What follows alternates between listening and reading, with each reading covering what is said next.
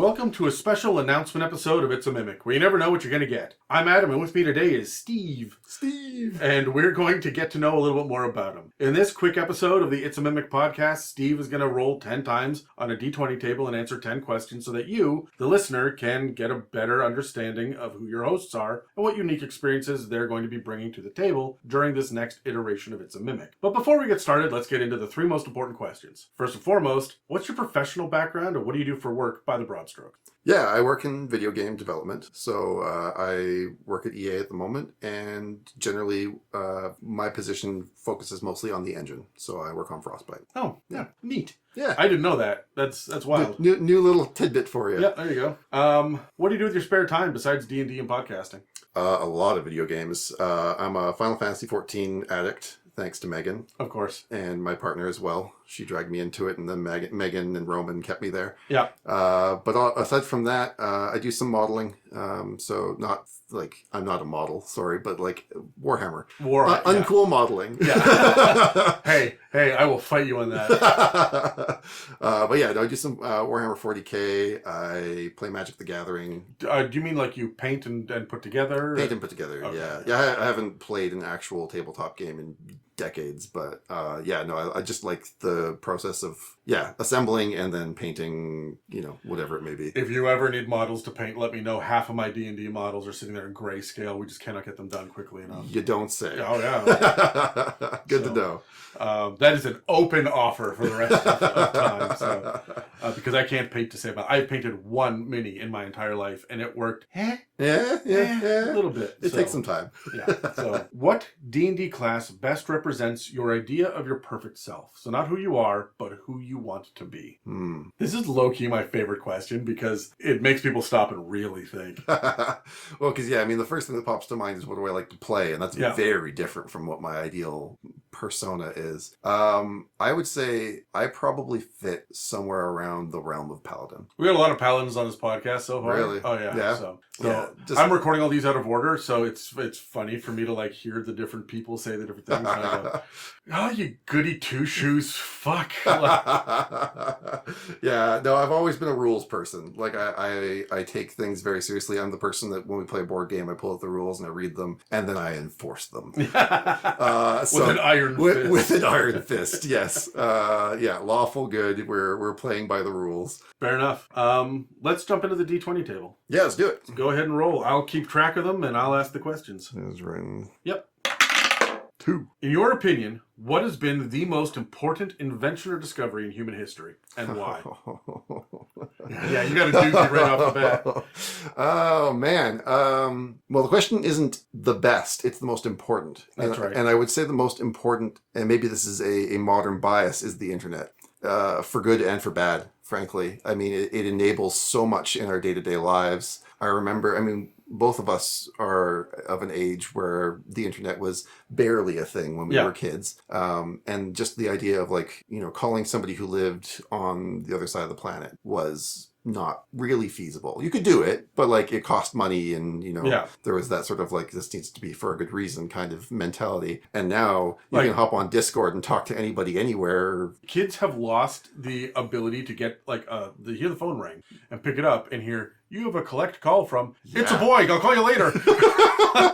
Yeah. Right. So. Yeah, I remember when phone numbers didn't have area codes. Right, yeah. Yeah, you just dialed the 7 digits and you were off to the races. Yeah. The world is different because of the internet, but as much as I love the benefits that affords us, there's a lot of bad to it too. The world is a very different place because of the internet. I can't think of anything else that has really revolutionized our planet as much as that. Well, it's allowed me to meet my wife. So yeah. And I'm not the only one. Dan met his wife that way.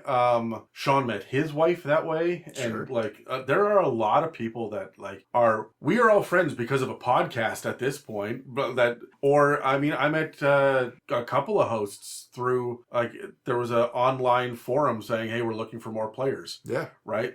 Yeah. I would know half of the people on this podcast on the internet. So absolutely. My partner and I met through the internet. So yeah, agreed. All right, let's roll again. Do it.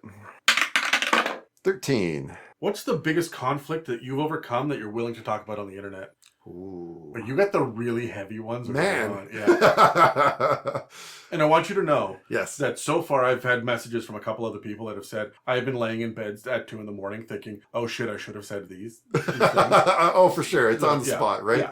Yeah. No, I mean, I think for me, school was really hard. Yeah. I was not a good student. And I remember, I think it was grade 7. I remember lying awake in bed, realizing that I hadn't done the homework that I was supposed to do, and having that procrastination, panic attack, paralysis, and just like sobbing into my sheets because I realized I was going to have to go into school the next day and face my teacher. And my grade 7 teacher was a hard ass. Yeah. And it was just terror. It was pure, like, undiluted terror that I had not done this thing. And I went into school the next day and he gave me a hard time, and I had to, it was Halloween. I couldn't join the Halloween party because I didn't do my homework. And at the time, it was the worst thing that had ever happened to me. Looking back on it, even just like by the end of the year, I realized how much that teacher supported me because he was a hard ass, because he was hard on me. He gave me a skill set that allowed me to be more responsible going forward. I still was never a great student, but he definitely gave me the tools to sort of build myself up, gives myself some structure, and recognize that there are consequences for the things that we do or do not do. And I will always be grateful for him. So I don't know if that's overcoming a conflict per se, but I would say that that was a conflict that changed who I am as a human being. As someone who struggled with executive function issues the majority of my fucking life, like until podcasting is like, it is due tomorrow, get your ass out of bed. Right? Like, I have fucking struggled with that a lot. And I know a lot of people have. Like, that resonates with me. Yeah. So let's roll again. Let's go. 8. What is the part of history that's a blind spot for you that you wish you could be an expert on? Ooh. As somebody who has a partner who is a huge history nerd, this is a good question. I think I would like to know more about the time before the Industrial Revolution. Like everything after that. You got a pretty good handle on? I have a pretty good handle on. Like, I mean, I'm not going to be naming dates or people. Again, not good at school. Sure. But the time before that, it just sort of feels like this very large amorphous blob of sort of low-tech. Like, I feel that, like, how do we get from the dark ages to the Victorian era? Yeah. Right? Exactly. Like, I know there's a Renaissance or two in there, but, like, how the fuck did we do this and when and who and all that shit, right? Yeah, it after the Industrial Era, there is so much progress so quickly. I just finished watching all of Downton Abbey for the first time, including the 2 movies. Literally finished the second one tonight. And it is fascinating to see, even just over the course of that show, which takes over the course of like 20 years, give or take. Sure. How many advancements there are. It goes from like seeing like their first automobiles to filming a movie. And that's insane, that kind of progress. And then you look pre-Industrial Revolution and like everything is just so slow when it comes to progress. Yeah. Like you can go back hundreds of years and sure there have been some things that have changed, but generally you're still using swords and you know, like riding horses in armor. Like we're still lining up and marching towards each other on the battlefield. Yes, right? It's very sort of like simple, and I would love to see how that evolves and like changes like over time. And like have you dug into Bridgerton yet? Yes, love Bridgerton. Okay. Yeah. Absolute fucking blind spot for me. So I feel the same way. Yeah. Let me tell you this. Between you, me, and the internet, and by the time this comes out, which will be long in the past. Sure. But Elwyn is throwing a party that is a Bridgerton-themed murder mystery. I'm going to it. I know, so am I. She has arranged it to happen on the weekend that Mieka is in town. She's flying up here to open all the registry gifts. Oh, nice. Because we shipped them all up to Canada so that we don't have to ship them later, right? So all of it just got mailed up here. And then I am sitting on a mountain of unopened boxes because I refused to open them without her. So she's coming up, and then we're going to do this Bridgerton murder mystery. I am so over my head, like in over my head on this stuff. And I know it. And I've been talking to Megan about it because she's going to talk to Casey about it because she's going. So like there's like, it's going to be a big deal. But Mieka burned me so bad on Outlander. I fucking hated Outlander. I bailed halfway through the second episode. I I got farther than that, but I did watch a bunch of it.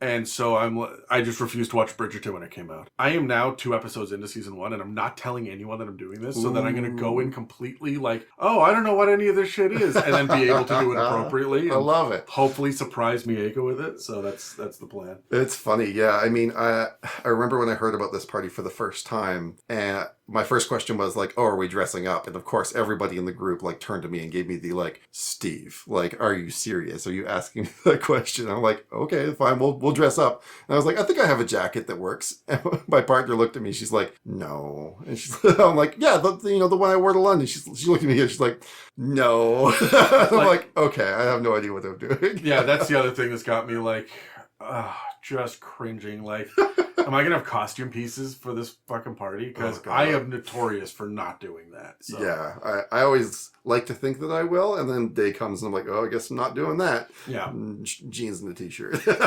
Right. So let's roll again. Let's go. That's 6. No, that's 9. That's 9. What's your favorite and least favorite holiday? And I mean the ones people truly celebrate. Labor Day, for example, does not count. Fair. But birthdays do. Okay. Yeah, I think my favorite is Christmas. Popular answer. I'm sure it is. I'm going to be boring and just jump on that train. I've always enjoyed getting gifts. Call me material, but there's just something really fun about like both giving and receiving stuff for Christmas. I haven't always been great at the giving part, but it's something that I feel I have grown as a human being on, and really tapped into that energy of just like, I have come up with something interesting and unique that is perfect for this person. Mm-hmm. And the joy of seeing them be like, oh my God, has always been something I'm sorry, not always, but it's something I've gotten better with over the years. And then, yeah, of course, I am always very pleased to receive something that I'm going to enjoy that I wasn't expecting. For least favorite has got to be, this is probably going to be an unpopular answer, but I think Halloween. Really? Yeah. I thought you were a horror guy. I am a horror guy, which is probably why this is a weird answer. But like, I think this has less to do with my adult life and more to do with my childhood. You dress up in these like usually thin costumes that you'd get from, the dollar store or, and then end up throwing a fucking coat over it anyway. Yeah, and covering it up. And like half the time it was pouring rain. Welcome to Vancouver. Yes. Yeah. And you just come home like cold and usually wet and just sometimes sweaty, like from whatever it was that you were running around doing. And like, sure, the next couple of weeks was great because you had candy in the house, and in my house that was a rarity. But the effort and work that went into getting it, like looking back on it, overrated.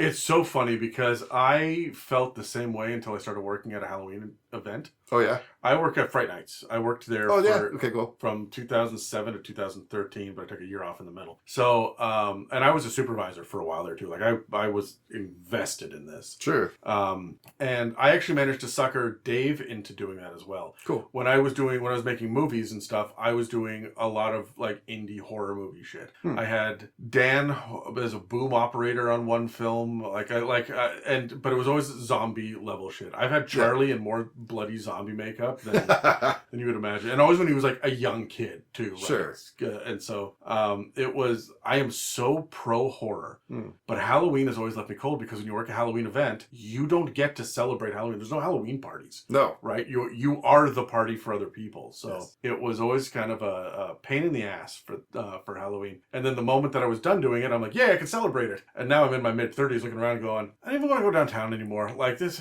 who gives a fuck, right? Yeah. So yeah, my Halloween is usually horror movies. I will drag my mattress into my living room and pick 3 or 4 like horror movies that have come out throughout the course of the year that I just didn't get around to watching, or older ones that I haven't seen. Yeah. And I will just back to back them late into the night. Dude, I know we've got other questions to get into, but I gotta ask. Yep. Favorite horror movie? Oh, I think I have to go to my staple, which is The Conjuring. Really? Yeah. I really liked The Conjuring. I thought they did a really, really good job.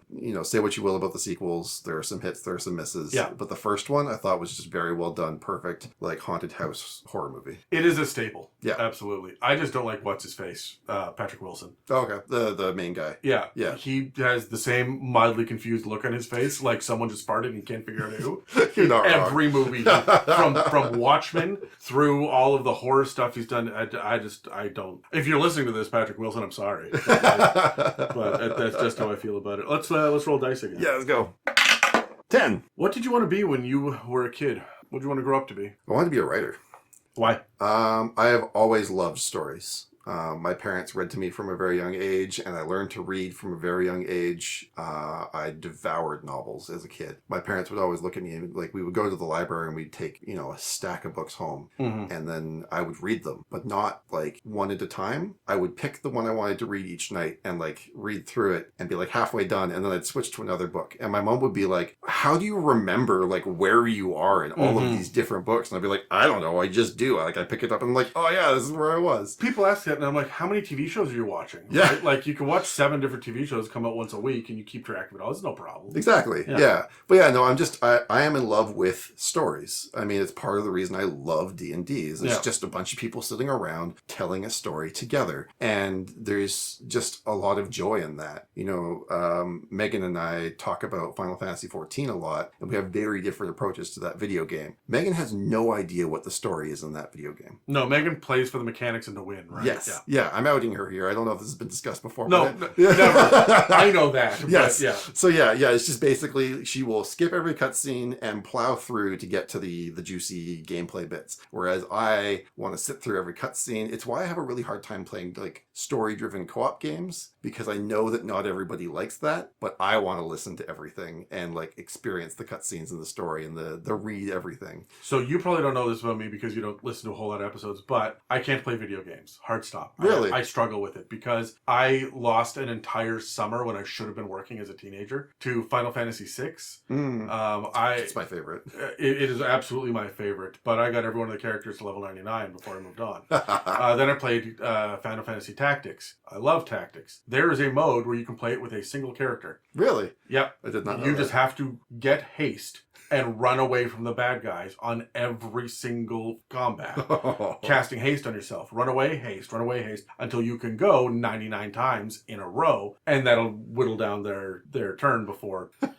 Because the haste is not turn-based in that game. It's by like half a second. Yeah. Right? Or whatever their metric is. So I burned an entire fall doing that. And then Final Fantasy VII came along. Because I'm doing PlayStation shit, right? Yeah. So like it was eating my fucking life. And I went, I am wrecking my relationship with people. I'm wrecking my friendships. I'm not working. My school, like my homework is falling away. I can't do this. Yeah. So it wasn't until about 5 years ago where I was finally gifted for Christmas an N64 with about 6 games. Yeah. It's not online. I can sit down and play it. It's great. And I can't become obsessive about Rampage. Yes. I fucking love Rampage. Rampage is amazing. But I can't get obsessive about it, right? Yes. So I have Baldur's Gate 3 currently sitting on my Steam, which was that's dangerous. a gift from my brother. Yeah. And he and a bunch of the guys from the podcast are all sitting there going, when are we going to play? When are we going to play? And I was supposed to. That was how I was going to interact with them while I was away for 10 weeks for the wedding. Right. And because Sean lent me a Steam Deck. So he's just like, here, do this. And I sat there and went, I fucking can't. Yeah.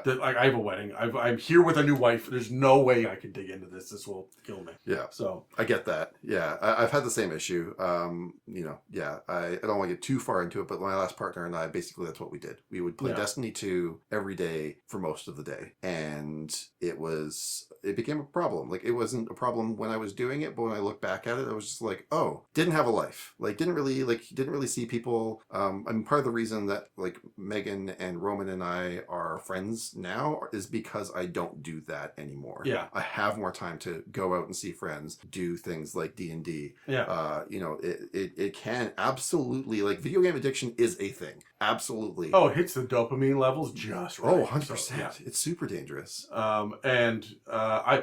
We could do a whole episode of this talking. Yes, we could. I have a whole lot of thoughts about it. But before we move on, I just want to say I'm with you on the story with it because I am up to date because I will watch the cinematic scenes. I'll put it on YouTube while I'm working or something. Yes. Right. And then so I'm up to date on all the Resident Evil lore, all the Silent Hill lore, with all the multiple endings and shit. Yeah. All of the Mortal Kombat lore, right? And with all of those multiple endings. And like I need to know this shit. It is like hard baked into me to know this. I started off these series, I cannot like let it go. Yeah.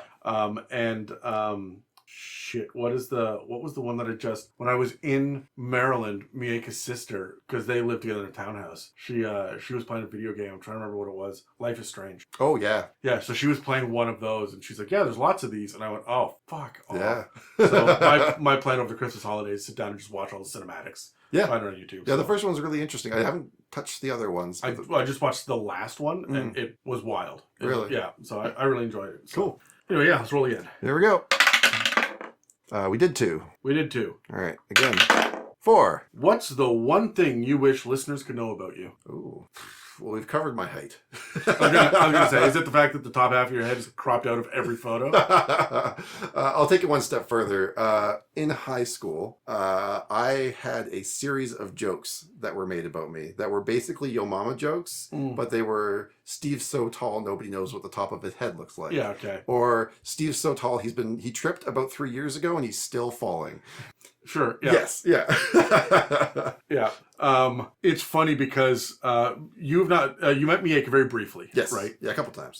And she was talking about everybody that went to the pig roast in the summer, right? And I'm like, and Steve's there, and she's sitting there going, I'm going to the list, and she doesn't know everybody super well. Fair, yeah. She's sitting there going, Steve was the one, and I'm like, you've seen It Follows with the really tall guy like that jumps. Steve is that guy. She's like, oh God, I can never look at him again. Damn it, Adam. It's going to be really awkward next time we have a podcast. Yeah. Is there anything else besides the height? I don't know. What else defines me? I don't know. Like, I think this sort of crosses over a lot with like what do I do with my spare time? Like, I am a nerd. I love my nerdy activities. What's your favorite fandom? Oh, Star Wars. Yeah? Yeah. Sorry, I had to think about it for half a second, then I realized it was a very easy answer. Despite what Disney has done to it, and some of the things they've added, it is my favorite. I've just loved Star Wars ever since I was young.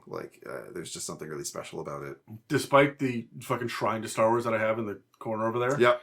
I am not a Star Wars guy anymore. They fucking burned me so badly. It's fair. Episode 2, I was done. And I've never looked back. I've seen all the movies in theaters. Sure. And I've seen about half of the TV shows. But I'm always sitting there side-eyeing it. Like, you fucked me. It took away my expanded universe. Yeah, right? That was heartbreaking. Yeah, and I'm like, fuck it. I'd read every one of those books. I was there on opening day for them. And I'm like, yeah. No, I love the expanded universe. They did some really, really great stuff. Yeah. You know, say what you will about the Yuuzhan Vong. It was ballsy. It was. I thought it worked, ballsy, personally. Yeah. I really enjoyed that series despite its length. There was some really cool stuff they did with it. There's definitely some misses in the EU. Of course. I really didn't like the whole hive mind arc that came after. That was kind of weird. Yeah. And they tried to roll it back afterwards, but it never really quite the same. Yeah, I just can't do Star Wars anymore. It broke my fucking heart. And yet I've got all the time in the world for all the shitty Jurassic Park movies that come out. And there are some. I'm here for Transformers movies and every bad Ninja Turtles movie that comes out, and I'm just like, I will give you some grace, but I won't do that for Star Wars, and I can't tell you why. I don't know why I can, to be frank, because I mean, like 7, 8, 9. We could do a whole episode on that too. And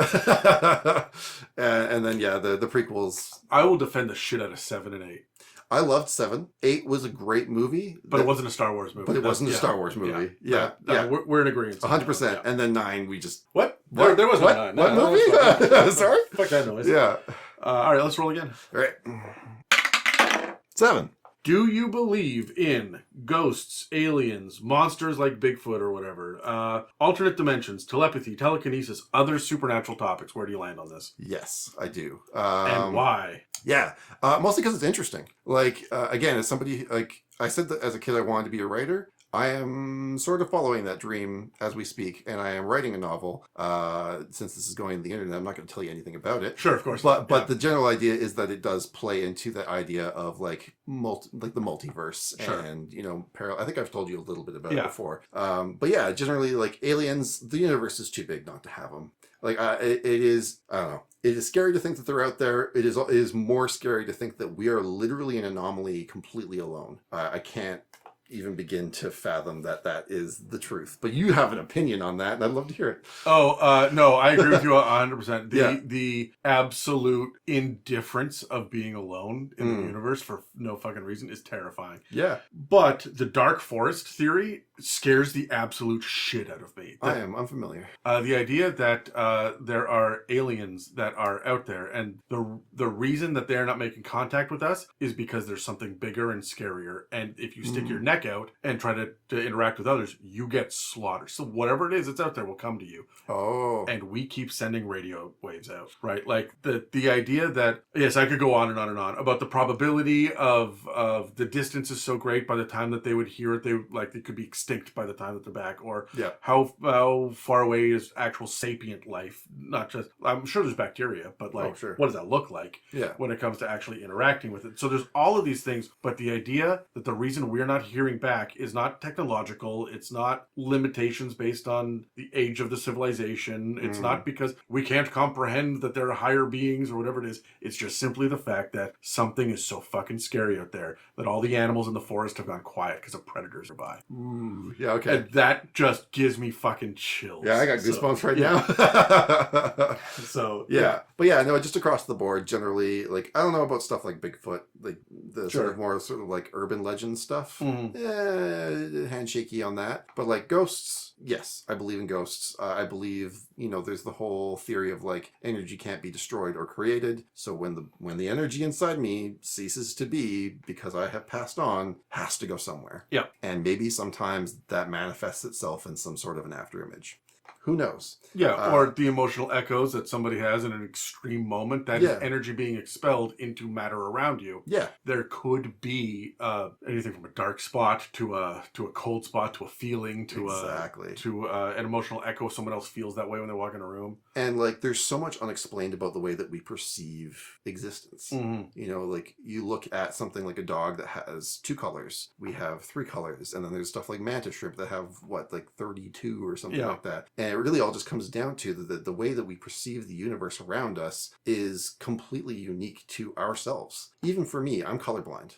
So like my partner got me 2 sweaters recently, and I popped them open, laid them on the bed, and I was just like, "Oh, 2 black sweaters, thanks." She's like, "Those are red and green," and I'm like, "No, they're not." And she's like, "Yeah, they are. They're really dark red and green, but they're red and green." And I like held them up and looked at them. I was like, "Okay, you're right." Never would have known. And so like I think there's just so much going on around us that we just potentially can't even perceive. It is such a fucking ego trip to think that we know enough about the universe and the way that life exists to be like, oh, I definitively can tell you that this kind of shit does not. Agreed. Right? Like, I keep thinking of, was it Flat World with the 2-dimensional characters? Oh yeah. And then you introduce a 3-dimensional object into their fucking existence, and how they perceive the idea of a like an upside down cone that is dropping down through 3 dimensions onto their flat plane, and from their perspective, it just looks like it's getting bigger, and they can't explain why. Yeah. That's fucking mind blowing to me. So yeah.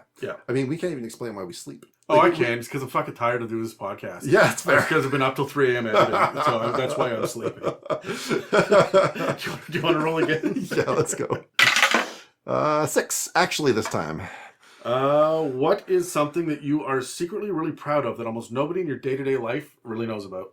I once edited a cut-down trailer for Gears of War 5. Oh. Yes. I worked on a website team at the Coalition. And at one point, we needed a version of the trailer that we were putting out for Gears 5 on the website, but our actual editors just didn't have time for it. So the editor, like the video was done, it was complete, had audio, everything was complete, but it needed to be shortened so it would fit on the website, and then it needed to be ratio changed so that it would fit in a banner. Okay. And so basically my producer came to me and she was just like, "Do you have time and the ability to do this?" And I was just like, "Hell yes, I could do that 100%. So I sat down, took it, shortened it to the appropriate length, got a little bit of feedback on it, tweaked it, ratio changed it, and went up on the website, and it was there for a month or 2. And that's just something that I contributed to a major AAA franchise. And like, sure, it's not the biggest contribution in the world, but that's cool. I'm very, very proud of the fact that I had that. It's not something I could literally point at and be like, "I did that." Yeah. Yeah. Special. No, that's fun. Let's roll again. Let's go. I think we did 7, right? Yes. Okay. 3. All right, this one's going to be hard for you. No. You may need to re-roll it because I don't think you know enough hosts for this. Okay. But let's see if you can do this. All right. You wake up tomorrow and everyone in the world has painlessly and immediately vanished except for you and 3 other people from It's a Mimic. Who do you choose to spend the rest of your life exploring the empty planet with, keeping in mind survival, personality, and mental health? And I always follow this up with, you can't pick me because that's self-serving for me asking the question. And you can't pick Megan because everybody picks Megan. So. Yeah, I'm out. Yeah, you just don't know enough people. So I just don't, yeah. Yeah, let's reroll. Okay, let's go. It's 2 again. 13. What's the biggest conflict? Nope, we've done that one too. Oh, we did that, okay. 5. I think we're good on that. What's one fictional universe from any television or movie, so not video game, that you wish you could jump into as yourself and live out the rest of your life in there? It's always an interesting question because, it's very different from, what's your favorite television show? Because a lot of the time, I don't want to live in the Game of Thrones universe. Yeah. That doesn't sound like fun as me. No. And, you don't get to be a Jedi. No, you don't get to be a Jedi. You don't get to be a wizard. You're just you. So I guess, oh man, you have to think about that for a second then.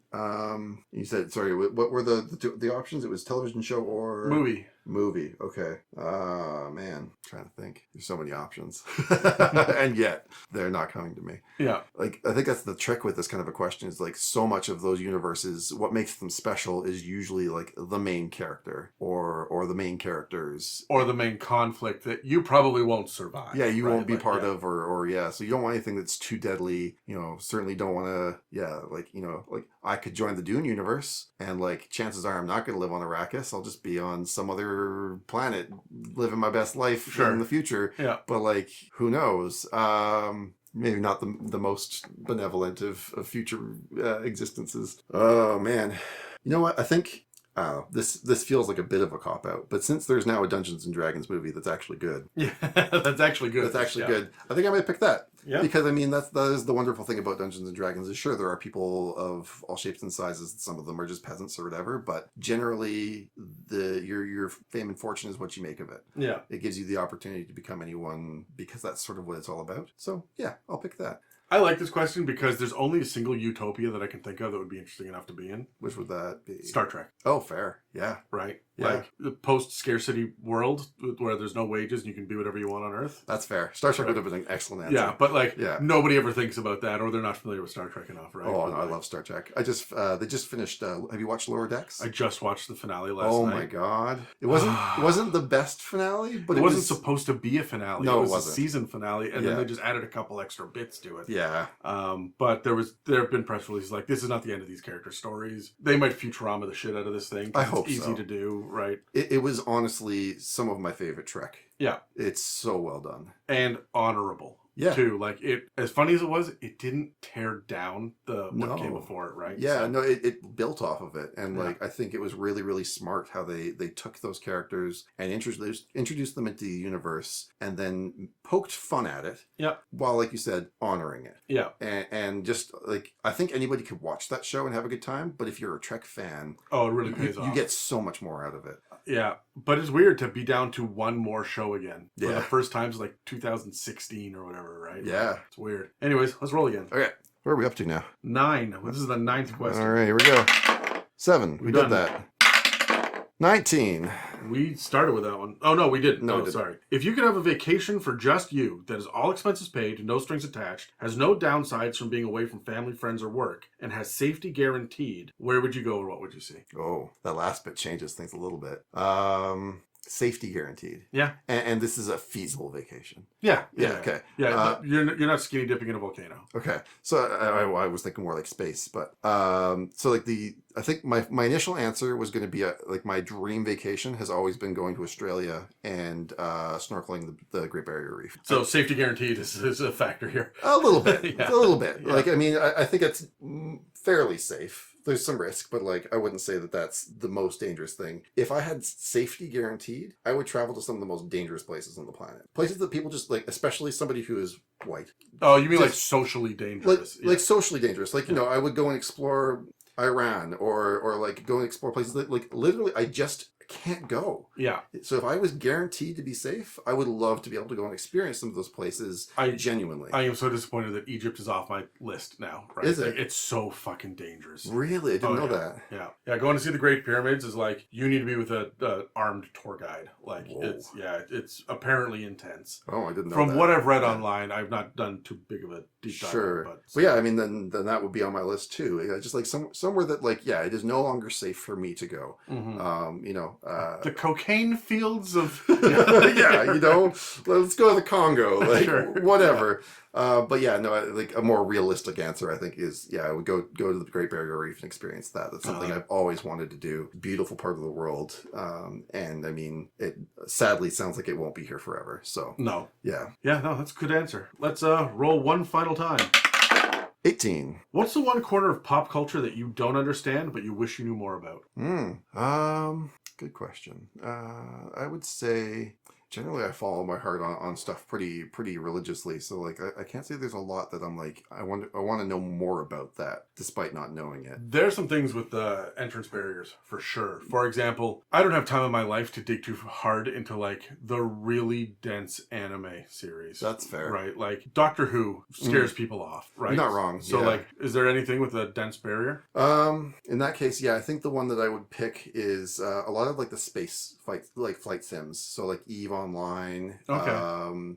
What's the really big one? It's been in early access for like a decade now. You were asking the wrong person. Yeah, sorry.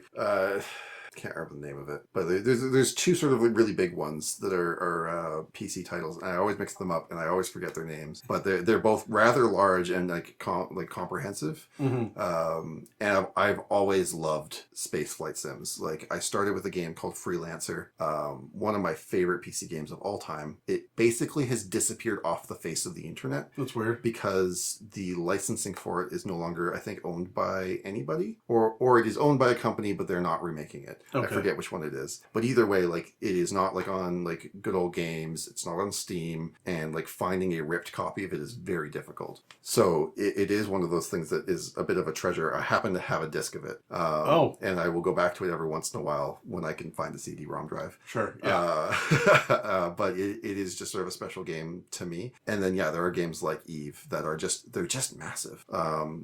I mean, EVE Online people generally called it a spreadsheet simulator because it is just that complicated to keep track of everything. It's a second job. Yeah. You are basically like flying around the galaxy, like running shipping quests, or there are these massive guilds that will come up with these huge universe spanning conspiracy theories and like plots and like overthrowing tactics to like take over these gigantic corporations that people have built up. And it's fascinating, but the barrier for entry is massive. Yeah. It's got to be the thing you do. Yeah. Right? Yeah. Yeah. You log on for 8 hours every day to keep up. All right. I got one last question that I want everyone to answer. We're going to get back to D&D now. Yep. What's the most important piece of advice you have for D&D players? Doesn't matter if they're brand new or have 50 years of experience, and doesn't matter if they're a forever DM or a never DM. What do you want them to know? I think the most important thing, and it is a bit tricky to find, is you have to find a group that you trust. Because so much of what D&D is being creative and allowing yourself to fall into a character or fall into a world and just let loose and have fun. And if you can't trust the people that you're sitting across from to respect that, you will stop. Bottom line. Like if you sit down at a table and you come up with a character and you start talking and somebody makes fun of you for it, how long do you think you're really going to play? I know someone who's on the podcast, and we don't talk about this. Yeah. But stuck with a group for many years. The group was toxic as fuck. And it was affecting their mental health in a big way. And it wasn't until somewhat recently now, but like they managed to break free from that group and are so much happier now. Not just with D&D, but like overall, not having to deal with that weekly or bi-weekly or however it was. Criticism and judgment, right? Like, it's a game. It's supposed to be fun. If it's not fun, what the fuck are you doing? Agreed. Yeah. I mean, I had one DM, we talked about this on the L5R episodes very briefly, who was a brilliant storyteller. Yeah. Came up with the most intricate like worlds and characters, and it was a joy to experience the story that was being told. But it very quickly became apparent that we weren't telling our stories, we were telling his. Yes. Yeah, just write a novel. Yeah.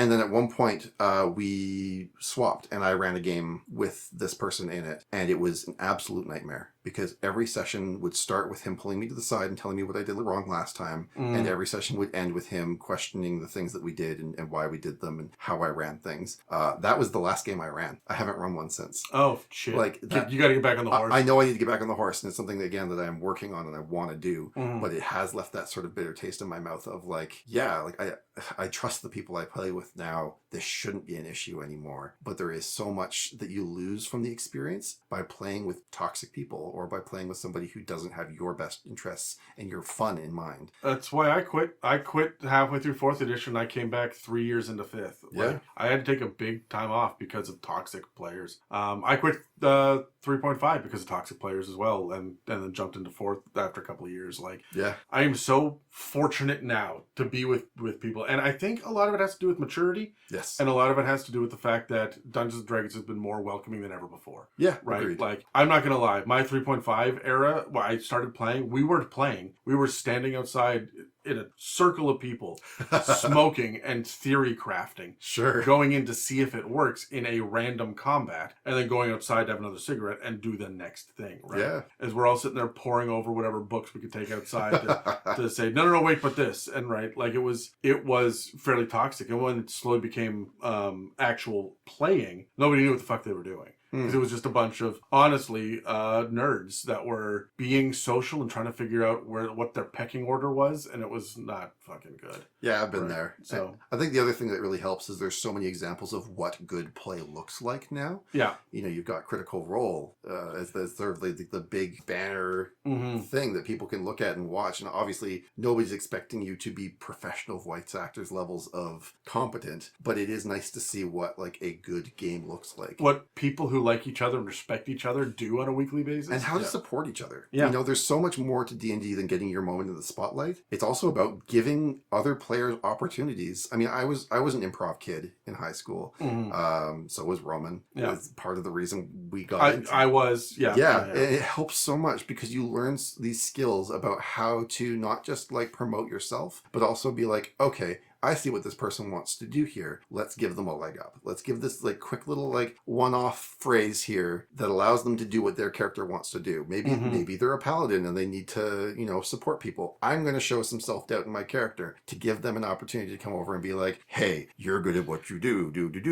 Yeah. Yeah. I honestly think of that. In my head, I call it the who's there moment because I'm not the person telling the knock-knock joke. Yeah. I am there to say who's there so you can get to your punchline. Yeah. Right. And I want to hear what the punchline is. Like, I need to do this for us to get there together. So. Absolutely. But anyway, that's all for this Meet the DMs episode of It's a Mimic. Please take a second to engage with a like, follow, comment, and review to help push our engagement. And don't forget to subscribe to find future inspirations for your campaigns. If you'd like to support us, we have a store with some merch and a donate button on our website, itsamimic.com, as well as a Patreon. This episode and others can also be found on Spotify, Apple Podcasts, YouTube, and most other podcast apps. Thanks for listening to It's a Mimic, where you never know what you're gonna get.